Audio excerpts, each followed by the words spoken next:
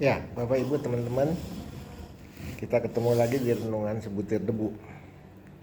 Kali ini saya ingin mengajak Bapak Ibu dan teman-teman sekalian untuk kita sama-sama merenungkan lagi tentang banyaknya ajaran-ajaran palsu di media sosial sekarang ini, yaitu tentang kedatangan Tuhan. Yang katanya Tuhan akan datang tanggal 23 atau 24 September. Ya. Itu pasti sesat dan tidak benar. Kenapa saya katakan ini? Supaya jangan sampai anak-anak Tuhan ketakutan dan hidup dalam tipu-tipu dan jerat-jerat yang dipasang si jahat. Ya, kenapa? Kita lihat dalam dalam kitab Markus pasal 13 ayat 32 33 itu dikatakan di situ kedatangan Tuhan tidak diketahui. Ya. Karena itu kita harus berjaga-jaga. Berjaga-jaga dalam arti apa? Kita harus hidup kudus. Harus hidup dengan iman, percaya penuh kepada Tuhan, taat dan lakukan firman Tuhan.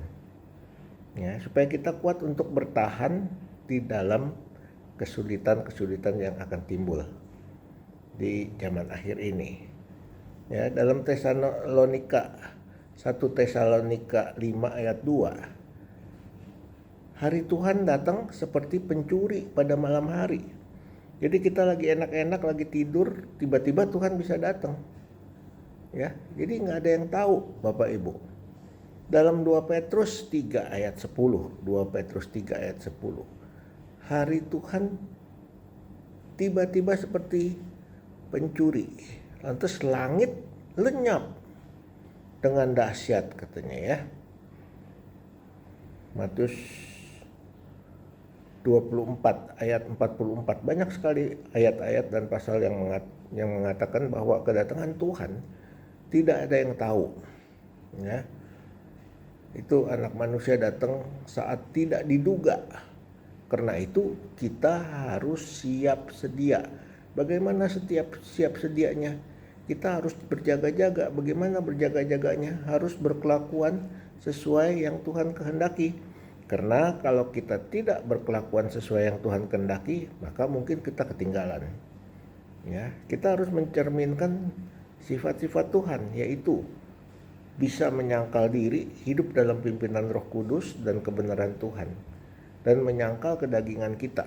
Misalnya kita harus mengampuni, harus buang kebencian, harus segala macam. Jangan hidup dalam daging lagi. Lantas tanda-tandanya apa?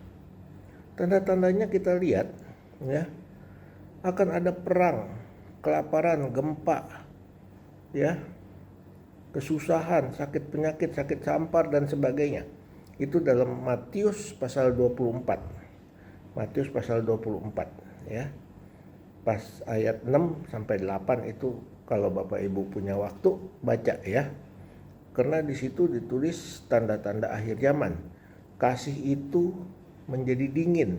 Kita lihat di TV banyak pembunuhan dengan gampangnya, istri bunuh suami, suami bunuh istri, orang tua bunuh anak, anak bunuh orang tua dan sebagainya ya. Pacar bunuh pacar. Nah, terus kapan nih Tuhan datang?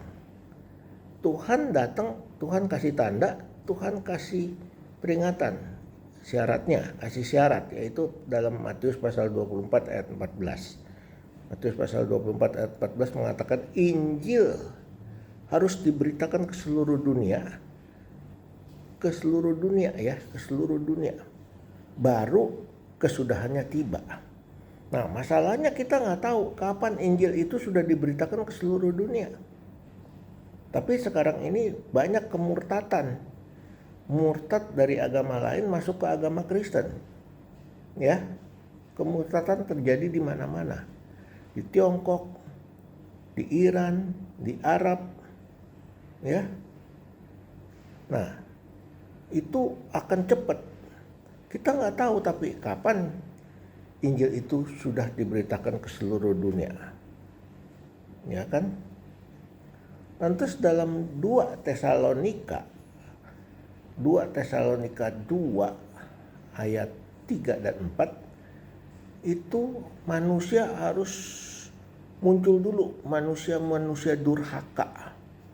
Ya, manusia durhaka artinya apa? Yang tidak takut kepada Tuhan, yang selalu berbuat jahat, ya. Yang antikristus, dia akan menganiaya orang-orang Kristen, ya, menyangka ajaran-ajaran Tuhan, mengajarkan ajaran-ajaran sesat, ya.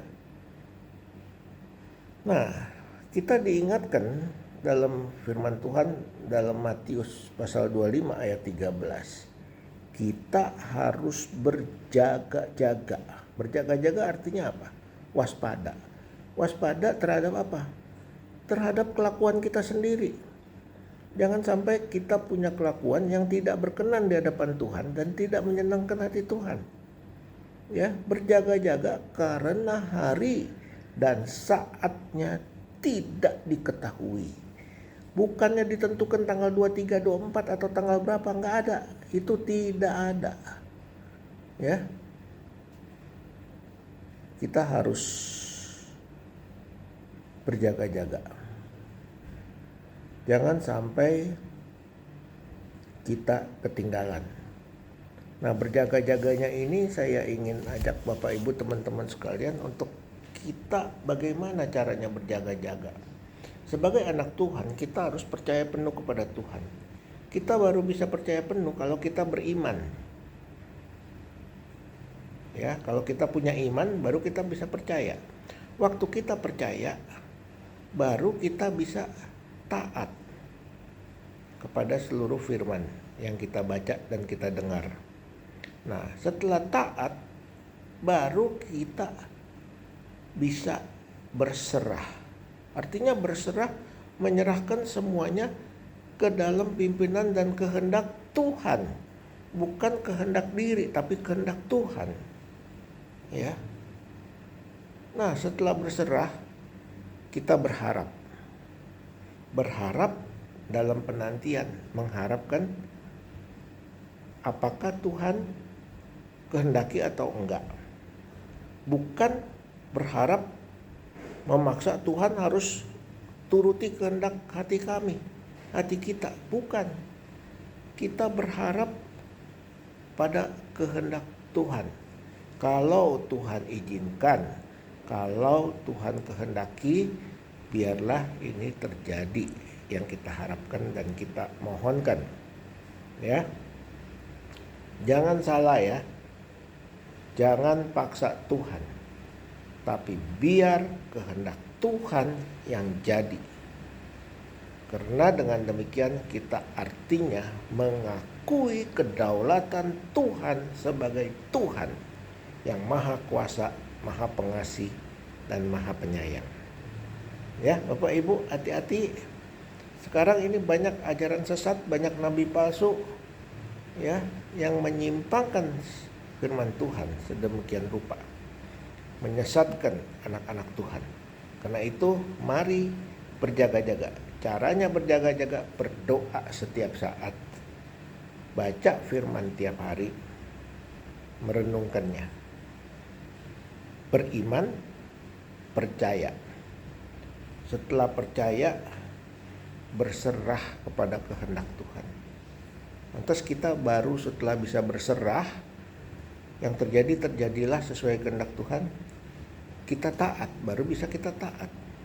Kalau enggak, kita enggak mau taat, kita mau bergantung pada rasio kita, pada kemampuan kita, pada teman kita, pada kekuatan kita, pada keuangan kita. Tapi waktu kita berserah, kita taat. Setelah kita taat, kita percaya Tuhan sanggup melakukan segala sesuatu,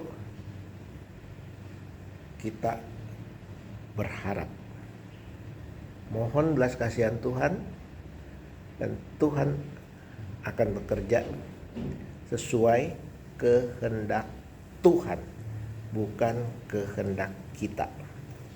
Ya, sampai di sini dulu Bapak Ibu, teman-teman semua. Semoga ini bisa bermanfaat dan menjadi berkat untuk semua. Jangan lengah, waspada, karena kita tidak tahu kapan Tuhan datang. Ya, kita tidak tahu kapan Tuhan datang. Karena itu harus berjaga-jaga dan siap sedia. Kapan waktu Tuhan datang, kita sudah siap. Ya Bapak Ibu, semoga ini bermanfaat. Jangan lupa klik subscribe dan share. Tuhan memberkati.